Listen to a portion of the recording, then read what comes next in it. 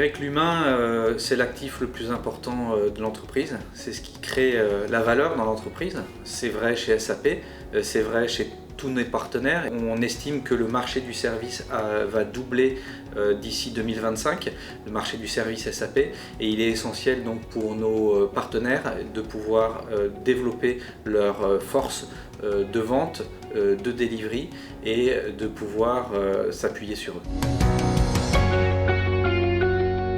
13 ans de collaboration, c'est un partenariat qui est rodé, qui nous permet de sourcer et de former plus de 350 consultants SAP chaque année. C'est important pour SAP d'injecter de nouvelles compétences sur le marché français. Grâce à ce partenariat, effectivement, on a un cursus de sourcing, de recrutement et de formation qui est très efficace. On travaille avec beaucoup de partenaires qui, du coup, chaque année recrutent eh bien, beaucoup de ces consultants. Je pense que nos partenaires voient dans ce partenariat et dans le programme qu'on leur propose une réponse concrète à un besoin de recrutement et à un besoin de développement qui est essentiel pour eux. Ils apprécient, je pense, les profils qui sont proposés, profils variés, qui viennent de filières différentes et qui sont capables d'apprendre vite. Et aujourd'hui, ils sont de plus en plus nombreux à utiliser ces services.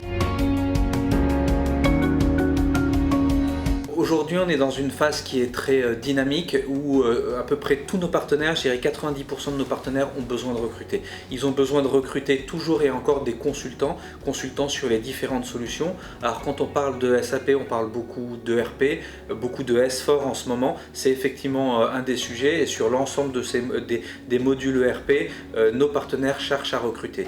Mais ils cherchent également à recruter sur les autres solutions qui sont orientées achats, qui sont orientées ressources humaines ou qui sont orientées Customer Experience. Ce qui est peut-être un peu nouveau, c'est également les besoins de recrutement autour de fonctions vente et avant-vente chez ces mêmes partenaires.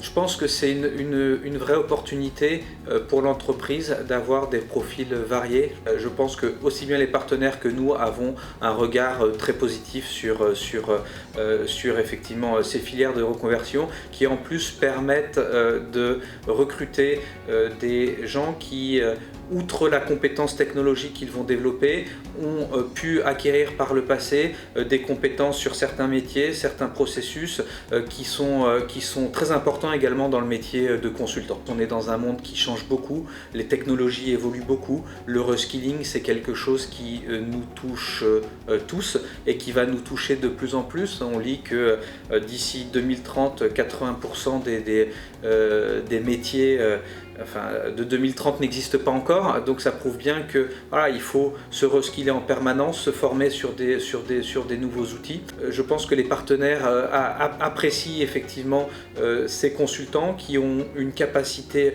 d'apprendre et à régulièrement se remettre effectivement en cause pour acquérir de nouvelles compétences.